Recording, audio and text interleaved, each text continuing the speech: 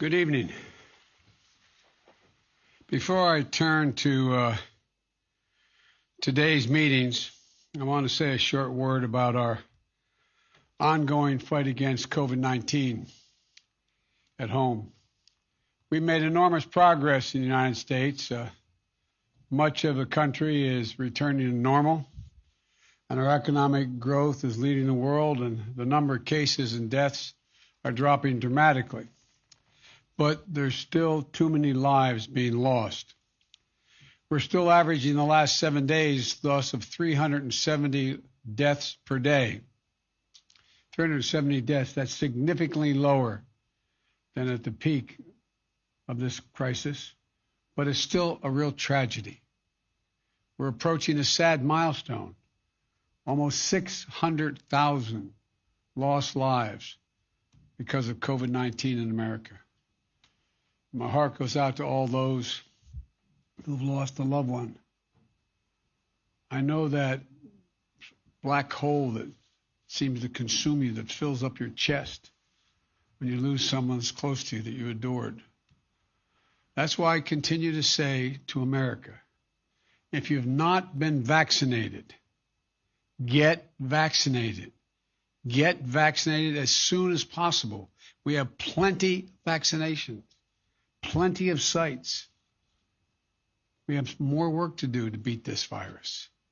And now's not the time to let our guard down. So please get vaccinated as soon as possible. We've had enough pain. Enough pain. Folks, I know it's after 9:30 Brussels time, 9:30 p.m., and I'm still at NATO. You're all excited about that, I know.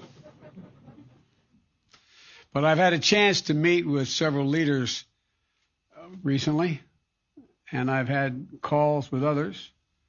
It's been an incredibly productive day here. I just finished meeting with President Erdogan of Turkey. We had a positive and productive meeting, much of it one-on-one.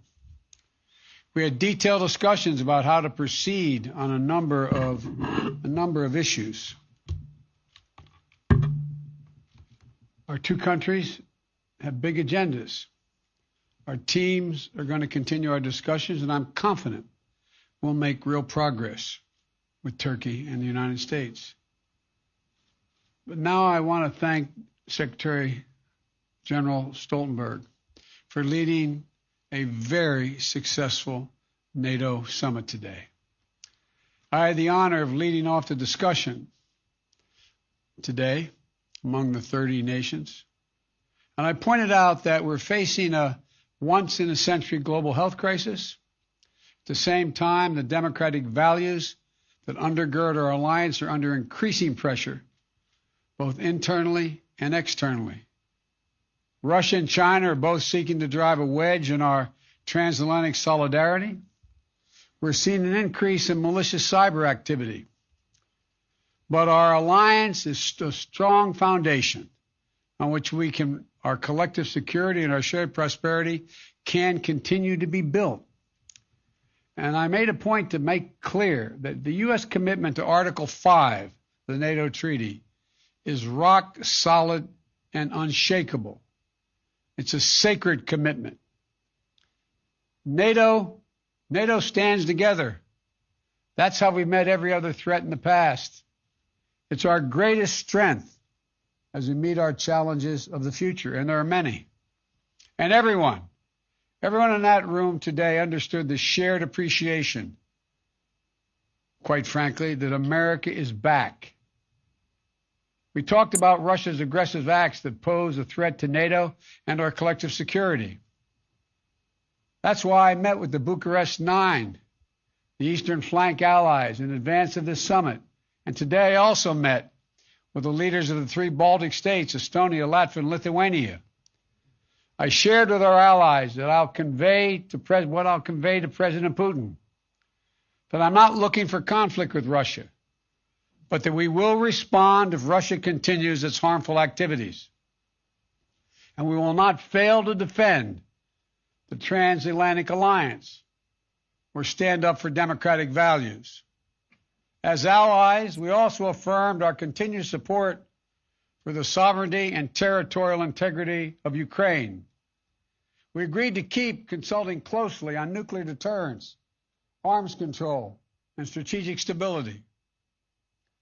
And there was a strong consensus in the room among the leaders in that meeting on Afghanistan.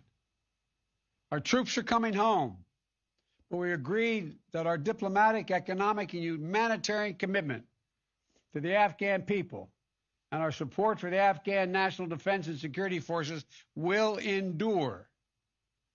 And I welcomed our allies and partners to recognize that the counterterrorism efforts must continue to ensure that Afghanistan never again becomes a safe haven for attacks on our countries, even as we take on terrorist networks in the Middle East and Africa. And I'm deeply gratified that as an alliance, we adopted a far-reaching plan to make sure NATO can meet the challenges that we face today and in the future, not yesterday. The NATO 2030 agenda, and that we agreed to fully resource that agenda. The last time NATO put together a strategic plan was back in 2010, when Russia was considered a partner and China wasn't even mentioned. We talked about the long-term systemic challenges that China's activities pose to our collective security today. We agreed to do more to enhance the resilience of our critical infrastructures around the world, including trusted telecommunications providers, supply chains, and energy networks. We agreed to enhance our cooperation with our democratic partners in the Indo-Pacific to meet challenges that exist there. We also endorsed a new cyber defense policy, NATO's first in the past 7 years, to improve the collective ability to defend against counter threats from state and non-state actors against our networks and our critical infrastructure. And we adopted a climate security action plan, which several years ago people thought we never would do, for reducing emissions from NATO installations and adapting to the security risks of climate change while keeping us sharp, very, very sharp on our ability to deter and defend against threats. And finally, we agreed that among the most important shared missions is renewing and strengthening the resilience of our democracies. I pointed out we have to prove to the world and to our own people that democracy can still prevail against the challenges of our time and deliver for the needs of our people.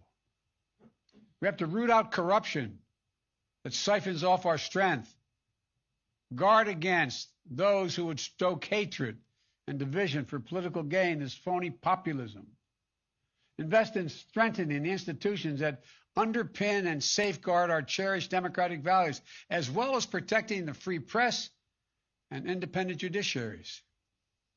All of those are on the agenda. That's how we'll prove that democracy and that our alliance can still prevail against the challenges of our time and deliver for the needs of our people. This is going to be looked at 25 years from now as whether or not we stepped up to the challenge, because there's a lot of autocracies that are counting on them being able to move more rapidly and successfully in an ever-complicated world than democracies can. We all concluded we're going to prove them wrong.